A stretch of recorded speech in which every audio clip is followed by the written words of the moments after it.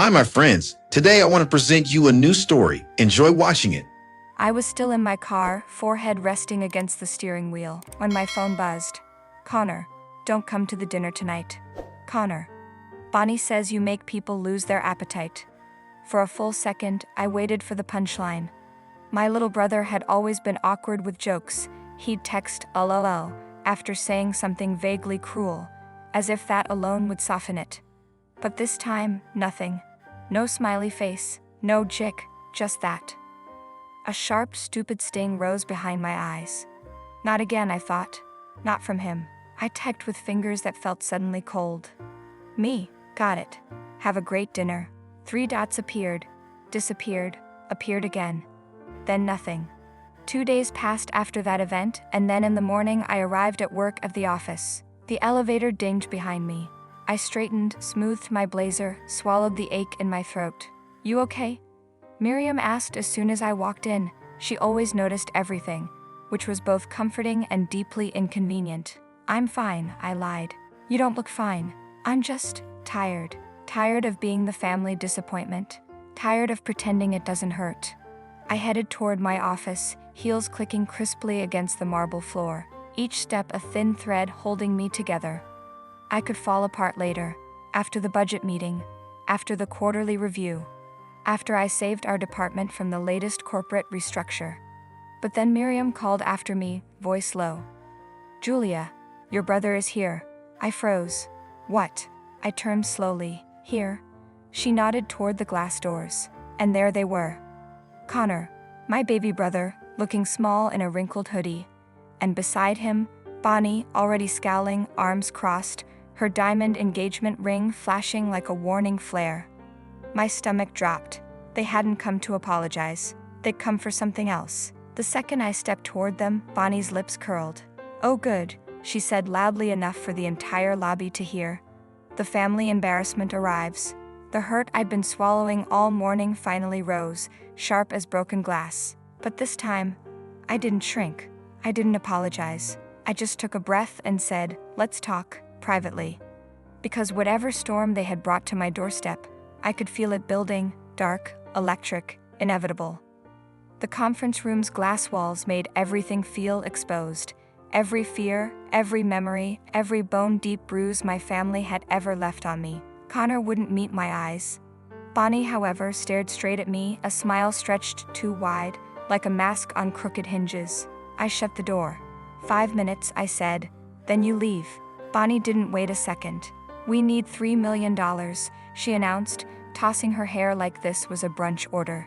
It's for our business, a baby boutique. Very chic, very high-end. I blinked. Absolutely not. Her smile cracked. Julia, don't be difficult. I don't have that kind of money, Bonnie. She scoffed. Please, you're a VP. You bought us a house like you were picking up gum at a checkout line. My stomach lurched.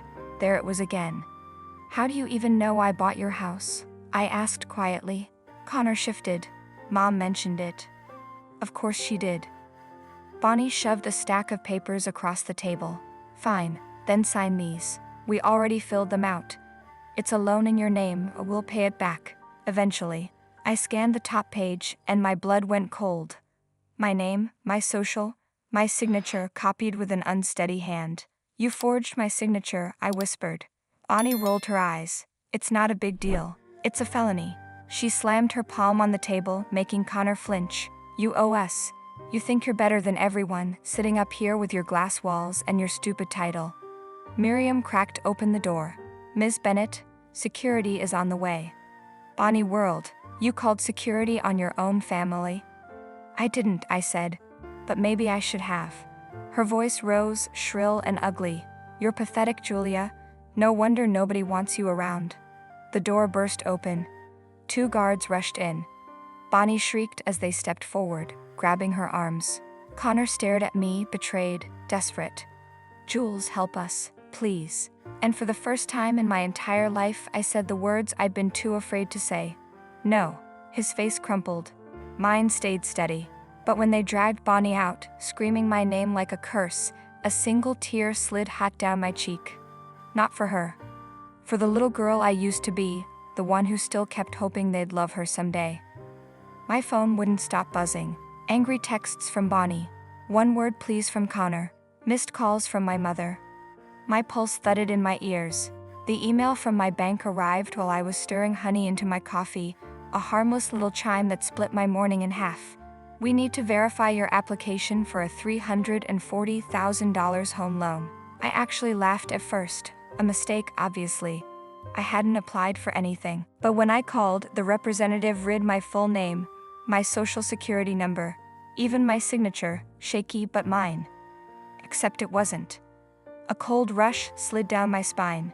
Freeze it, I said, shut everything down. My voice sounded steady, but my hand trembled so hard I had to set the phone on speaker. The rep hesitated.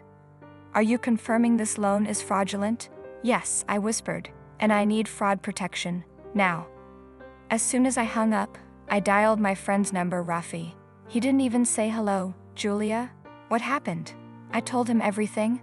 The loan, the forged documents, the sickening familiarity of my own handwriting copied by someone else. There was a long pause and then, Jules, you said your sister-in-law hates you.